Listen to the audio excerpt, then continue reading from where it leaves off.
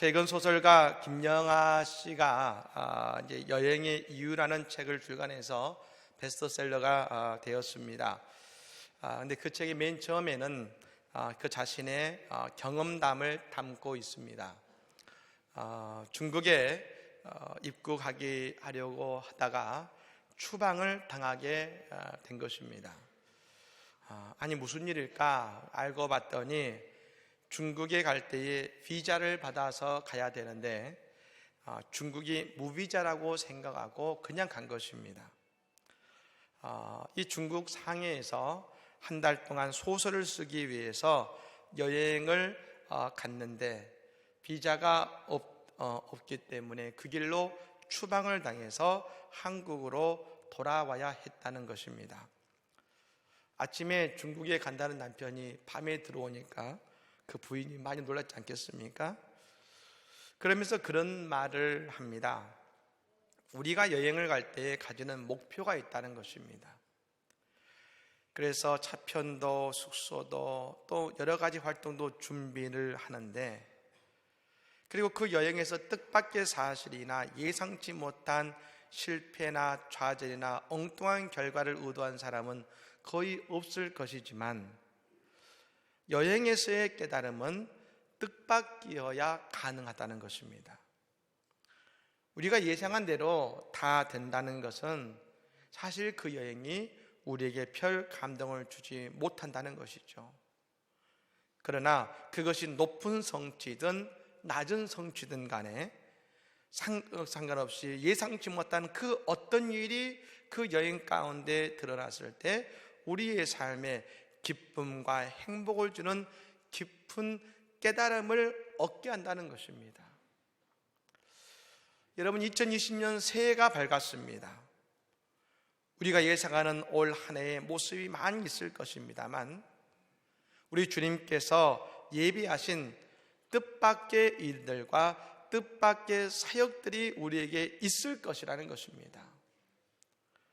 우리의 진짜 축복은 바로 이 뜻밖의 주님의 인도하심을 통해서 우리는 더욱 진정, 더욱 크고 놀라운 주님의 축복을 누리게 되는 것입니다.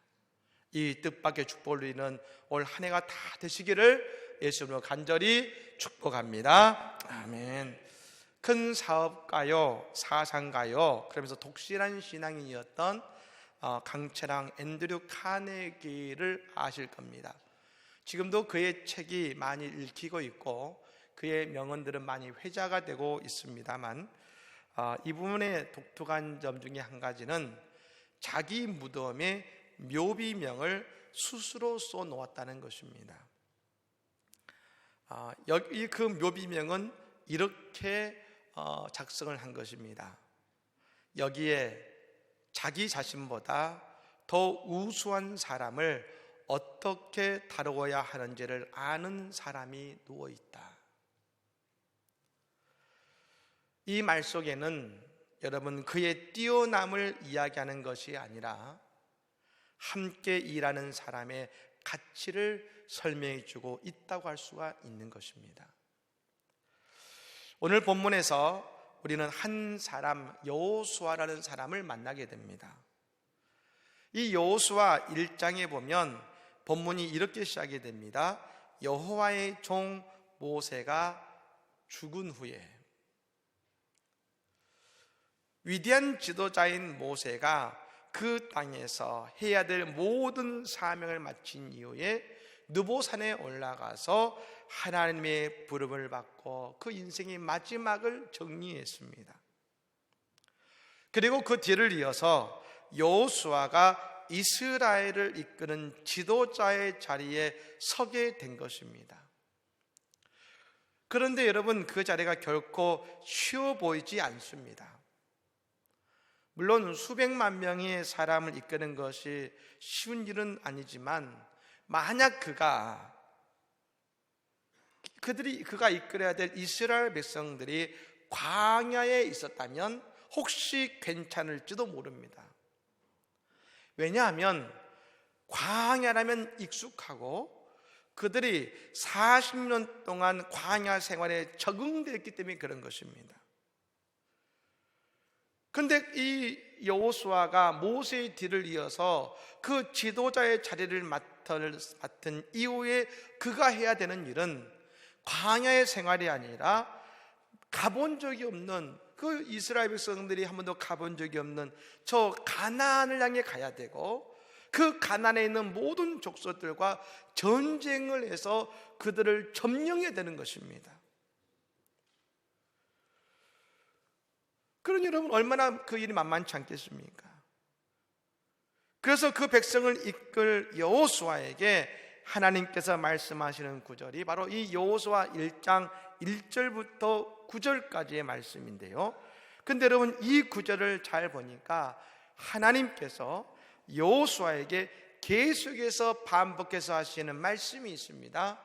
그것이 뭐냐면 강하고 담대하라, 두려워하지 말라. 그러시면서 하나님은 소망의 메시지를 선포하고 있습니다. 형통하게 될 것이다, 평탄하게 될 것이다. 사랑하는 여러분, 2020년 형통하고 평탄하게 될 줄로 믿습니다. 저는 이 구절을 묵상하는 가운데 하나님의 말씀입니다만 여호수아의 마음이 느껴졌습니다. 그는 참으로 두려운 것입니다. 용기가 나지 않습니다. 지금 위대한 지도자인 모세의 뒤를 이어 막중한 책임을 맡았습니다. 그런데 두려운 겁니다. 그러니 하나님께서 자꾸 여호수아를 위로하시고 할 수 있다고 격려하고 계시는 것입니다.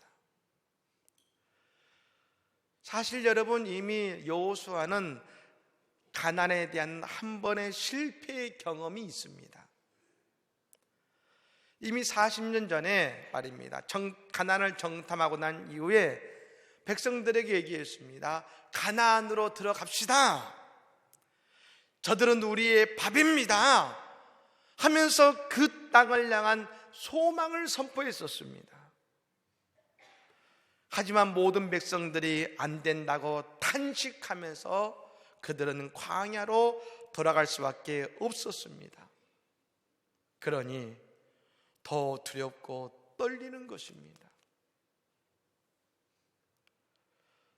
여러분, 이 실패의 경험이 우리에게는 도전하지 못하게 만드는 이유가 됩니다.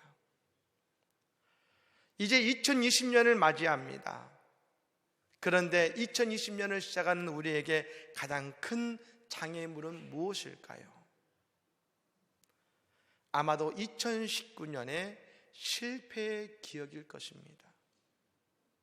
아니, 그 이전에 있었던 과거의 실패의 기억일 것입니다. 하지만 그러한 여호수아를 위로하시고 새 힘을 주시는 하나님께서 지금 우리에게 다가오셔서 새 힘을 주시고 우리를 위로하고 계시다는 것입니다. 사랑하는 여러분, 담대한 용기를 가지시기를 바랍니다. 흔히 용기에는 세 가지 용기가 있다 그럽니다. 첫 번째 용기는 육적인 용기입니다. 말 그대로 폭력적인 용기이면서 육체적인 힘에 근거하는 것입니다. 두 번째는 심적인 용기입니다. 마음의 용기죠. 이 용기는 신념이 만들어내는 용기입니다. 마하트마 간디는 우리가 아는 것처럼 그런 늘 단식을 하다 보니까 몸무게가 40kg가 안 됐다고 합니다. 그래서 마하트마 간디의 사진을 보면 늘 갈비뼈가 보이지 않습니까? 그러니까 늘 단식을 했기 때문에 몸무게가 작고 왜소했습니다. 하지만 그의 신념이 용기를 만들어서 인도의 정신세계를 이끌었지 않습니까? 마지막으로 영적인 용기가 있는 것입니다. 여러분, 영적인 용기는 성령님이 주시는 용기인 줄로 믿습니다. 성령님 우리에게 주신 용기가 있습니다. 바울 사도가 다메섹에서 예수님을 만나기 이전에 그 이후로 그의 삶의 용기의 모습이 달라졌습니다. 그가 예수님을 만나기 이전에 그에게 용기를 주는 것들이 있었습니다. 그것은 외적인 조건들이었습니다. 그가 유대인이라는 것, 로마의 시민권을 갖고 있다는 것, 대학사 가말리엘의 수제자라는 것, 바리새인이라는 것, 이런 것들이 바로 그의 용기의 원인이었습니다. 하지만 바울 사도가 예수를 만난 이후에, 성령이 충만해진 이후에 그는 빌립보서 3장에서 그의 고백처럼 세상의 모든 것을 다 배설물처럼 버렸다고 했습니다. 그리고 오직 그리스도와 연합함으로 성령이 주시는 셈을 의지하여 모든 것을 담대하게 해 나갈 수 있었다는 것입니다. 여러분, 오늘 우리에게 필요한 용기는 성령이 주시는 용기인 줄로 믿습니다. 그러므로 이 새벽도에 우리 주님께서 성령의 능력과 담대함을 우리에게 불어넣어 주실 줄로 믿습니다. 그다음에 여러분, 하나님께서 여호수아에게 강하고 담대하라 하셨는데요, 어떻게 강하고 담대할 수 있는지 두 가지 길을 제시하셨습니다. 첫 번째가 7절의 말씀, 오늘 보면 7절의 말씀인데 우리 같이 한번 읽어보겠습니다. 7절의 말씀을 같이 읽겠습니다. 오직 강하고 극히 담대하여 나의 종 모세가 내게 명령한 그 율법을 다 지켜 행하고 우로나 좌로나 치우치지 말라. 그리하면 어디로 가든지 형통하리니. 아멘. 여러분, 여기서 율법을 지켜 행하라 라고 말씀합니다. 여러분, 이 말씀은 그냥 모세오경의 말씀을 하시는 것이 아니라 이 율법의 말씀의 핵심은 바로 절기를 지키는 것이고, 절기는 곧 예배를 드리는 것이고 제사를 드리는 것을 의미합니다. 여호수아에게 주시는 말씀은 그러므로 한마디로 말해서 진실한 예배자가 되라는 것입니다. 늘 예배의 자리에서 최선을 다하고 예배의 자리에서 은혜를 받으라는 것입니다. 사랑하는 여러분, 우리가 올 한 해 최선을 다해야 되는 한 가지가 있다고 한다면 그것은 우리가 예배자가 되기 위해 최선을 다해야 될 줄로 믿습니다. 여러분이 이 예배가 우리의 인생에 소중한 이유가 있습니다. 예배는 우리의 인생의 중심을 잡아줍니다. 중심을.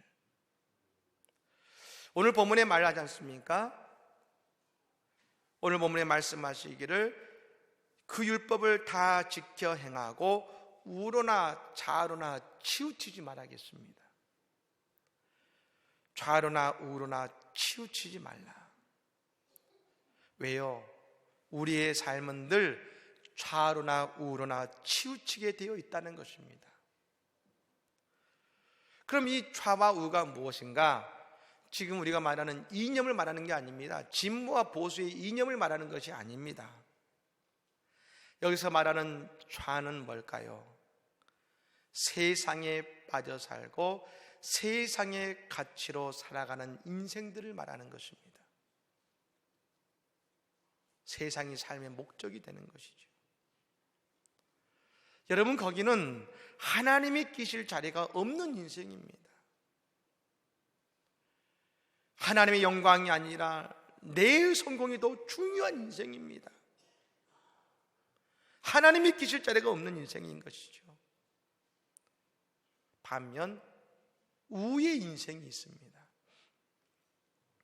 이것은 하나님의 일을 한다고 가정도 직장도 내 삶에 주신 하나님의 많은 것을 도외시하는 것을 말합니다.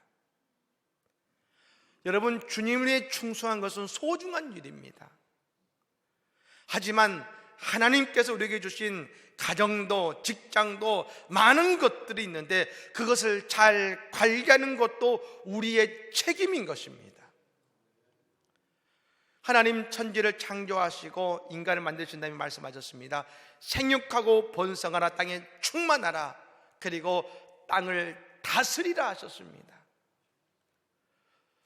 우리가 이 땅에 충만한 것뿐 아니라 땅을 다스리는 것이 또한 우리의 책임인 것입니다. 그래서 여러분, 삶의 중심이 무너지면 우리의 인생은 기울게 됩니다. 하지만 우리가 신실한 예배자가 될 때에 우리의 삶은 좌우로나 우로나 치우치지 아니하고 하나님이 기뻐하시는 복된 삶을 살아가게 될 줄로 믿습니다. 또 한 가지의 여러분 이유는 8절 말씀인데요, 우리 8절 말씀을 같이 한번 읽겠습니다. 이 율법책을 내 입에서 떠나지 말게 하며 주야로 그것을 묵상하여 그 안에 기록된 대로 다 지켜 행하라. 그리하면 내 길이 평탄하게 될 것이며 내가 형통하리라. 아멘. 우리가 두려움에 빠지지 않고 주님이 주신 축복의 땅을 온전히 붙들 수 있는 것은 늘 우리의 입술에 하나님의 말씀이 살아 있어야 된다는 것입니다. 이것은 늘 우리의 입술로 하나님의 말씀을 암송하고 그 말씀을 나눌 수 있어야 된다는 것입니다. 그렇다면 우리가 묵상하고 늘 입으로 고백하게 되는 말씀을 우리는 뭐라고 할 수 있을까요? 그것을 레마의 말씀이랍니다. 레마의 말씀. 우리가 오늘 설교를 듣습니다만, 근데 여러분, 이 설교 말씀이 모든 사람들에게 다 똑같이 역사하는 것은 아닙니다. 은혜 받는 부분이 다 다릅니다. 말씀 가운데 나의 마음을 두드리는 말씀이 있습니다. 여러분, 우리가 예배 드릴 때 말입니다, 하나님은 이 시간 임재하고 계시고 성령께서 우리 가운데 역사하신 줄로 믿습니다. 근데 가장 안타까운 것은 뭐냐면 주신 말씀을 주시는데 말씀을 듣지 못하는 거예요. 가장 안타까운 것이죠. 하지만 주님은 지금 우리 모두에게 말입니다, 하나님의 레마의 말씀, 나를 향한 주님의 말씀을 주고 계시다는 것입니다. 그 레마의 말씀을 우리가 묵상하면서 말입니다, 그 말씀대로 살기 위해서 우리가 노력해야 된다는 것이죠. 왜 그 레마의 말씀을 우리에게 주실까요? 오늘 우리의 삶에 꼭 필요하기 때문에 주셨으니 그 말씀에 나를 던지고 그 말씀대로 살아가면 우리의 삶의 부족함이 채워지고 우리의 인생에 오는 하나님의 축복을 붙들게 될 줄로 믿습니다. 그 축복을 붙드는 것을 이렇게 말씀하셨습니다. 내 길이 평탄하게 될 것이요 내가 형통하리라. 네. 레마의 말씀을 붙들었을 때요, 어네스트 뉴만이라는 사람의 글에 이런 글이 있습니다. 위대한 작곡자는 영감이 생겨서 일하는 것이 아니고 하나님의 영광을 위하여 열심히 일하기 때문에 영감이 오는 것이다. 오늘 하나님께서 여호수아에게 말씀하십니다. 오늘 9절 말씀, 마지막 9절 말씀을 다시 한번 읽어보겠습니다. 내가 내게 명령한 것이 아니냐, 강하고 담대하라, 두려워하지 말며 놀라지 말라. 내가 어디로 가든지 내 하나님 여호와가 너와 함께 하느니라 하시니라. 아멘. 가라, 그러면 내가 너와 함께 할 것이다. 강하고 담대하라, 하나님의 말씀을 지키고 진실한 예배자가 되라. 그러면 내가 내게 능력으로 함께 할 것이다. 하나님께서는 우리에게 이미 2020년을 이기고 정복할 수 있는 축복의 문을 여셨습니다. 우리는 세상을 바라보는 것이 아니라, 지난 한 해의 실패를 바라보는 것이 아니라, 강하고 담대하게 예배자로서 말씀을 묵상하며 그 길을 나아가게 될 때에 우리의 약속의 땅에서 주님의 축복을 얻게 될 줄로 믿습니다. 내 하나님 여호와가 너와 함께 하시느니라. 함께 하시는 주님과 이 놀라운 은혜를 경험하는 올 한 해 2020년이 되기를 예수 이름으로 간절히 축복합니다. 아멘.